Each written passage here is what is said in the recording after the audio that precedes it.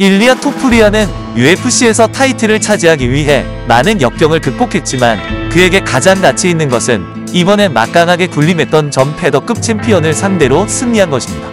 독일 홀리에서 태어난 일리아 토푸리아는 15살의 조지아인인 그의 부모가 2003년 조지아로 이사했습니다. 이후 2012년 스페인 알리칸테로 이주하여 정착하기로 결정하면서 인생이 바뀌는 계기가 되었습니다.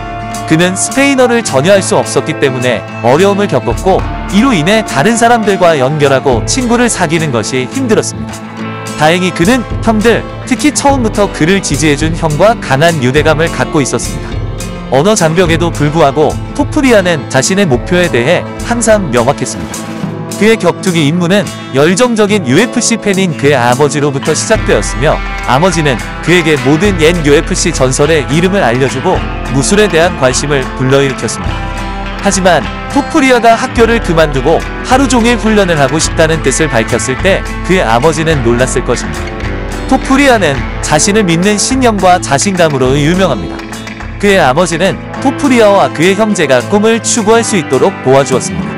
토푸리아는 어린 시절을 되돌아보면 그 꿈이 어디서 왔는지 아직도 모른다고 합니다. 그는 그 꿈이 항상 자신 안에 있었고 추구되기를 기다리고 있는 것 같은 느낌을 받았다고 했습니다. 꿈이 없었다면 토푸리아는 결코 행복하지 않을 것입니다. 그 무렵 토푸리아는 이미 무술 경험을 갖고 있었고 이는 그가 경력 초기 단계의 권위 있는 토너먼트에서 우승하고 어린 시절의 영웅 중 한 명을 만나는 데 도움이 되었습니다. 토푸리아는 그 당시 MMA 슈퍼스타들을 프로 데뷔 시절부터 동경했습니다. 그는 어린 나이에 학교를 떠났음에도 불구하고 아무런 계획 없이 학교를 떠난 것은 아니었습니다. 그는 조지아로 처음 이사했을 때 형 알렉스와 함께 그리스 로마식 레슬링을 연습하고 있었습니다.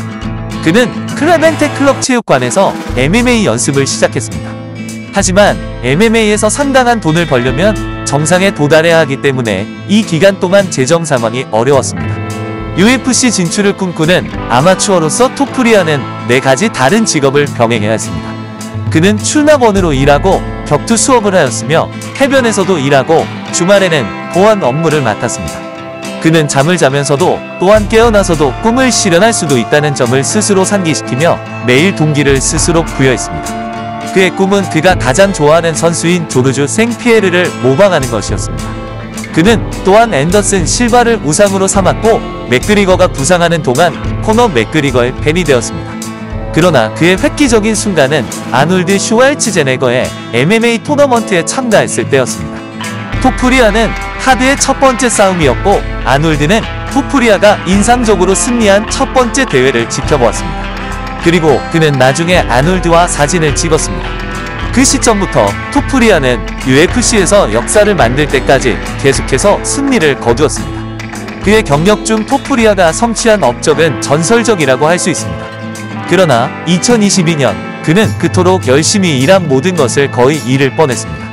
그는 2015년 MMA에 데뷔해 1라운드에서 트라이앵글 초크로 승리했습니다. 그 후 그는 7승을 더 거두며 UFC에서 싸우겠다는 꿈에 조금씩 다가갔습니다. 토푸리아는 UFC에서의 첫 경기에서 승리한 후 형 알렉스와 함께 브라질 주짓수 블랙벨트를 획득한 최초의 조지아인이 되었습니다. 토푸리아는 다음 상대 4명을 모두 피니시시키면서 승리하였습니다. UFC 파이트 나이트 204에서 자이 허버트와 라이트급 체중으로 맞붙었습니다. 1라운드 초반 허버트의 앞발 헤드킥에 넉다운 당했고 킥으로 인해 거리를 못 잡으며 고전했으나 테이크다운과 그라운드로 위기를 모면했습니다. 2라운드부터 압박하며 바디와 안면 훅으로 허버트를 노가웃시키며 퍼포먼스 오브 나이트에 선정되었습니다. UFC 282에서 무패의 그래플러인 랭킹 9위 브라이스 미첼과 맞붙었습니다. 1라운드 싱글렉 테이크다운과 킥으로 견제하는 미첼을 상대로 강력한 오버핸드를 활용한 인파이팅으로 대처하였습니다.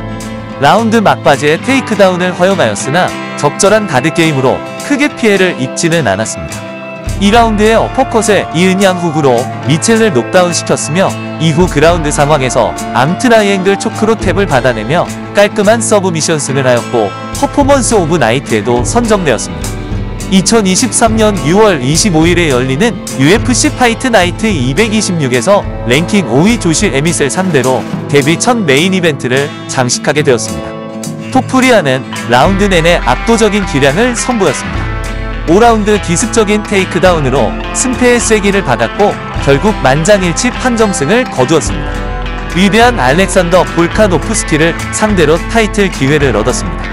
많은 사람들은 토프리아가 볼카노프스키와의 경기를 하게 될 것이라고 믿었습니다. 1라운드의 볼카노프스키는 토프리아의 강한 주먹을 견제해 킥을 활용한 아웃파이팅을 선보였습니다. 2라운드에는 토프리아가 더욱 적극적으로 볼카노프스키를 압박했으며 볼카노프스키는 제구로 응수했고 라운드 후반 백스텝을 밟는 볼카노프스키에게 토프리아 특유의 콤비네이션이 제대로 적중하며 경기가 종료되었습니다.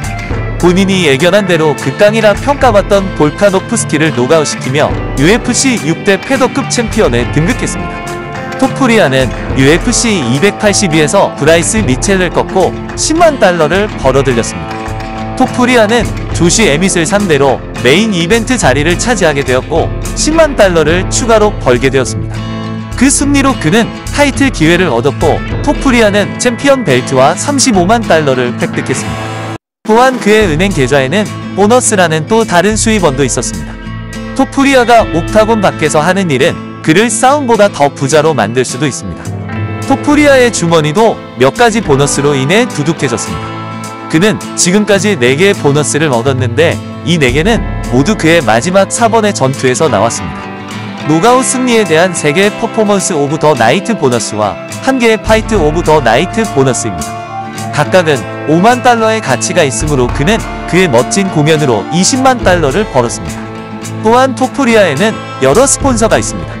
그는 팔로워가 320만 명이 넘는 인스타그램 계정을 가지고 있고 55만 5천 명의 팔로워와 280만 개의 좋아요가 있는 틱톡 계정을 보유하고 있으며 유튜브 채널 구독자는 11만 명이 넘습니다.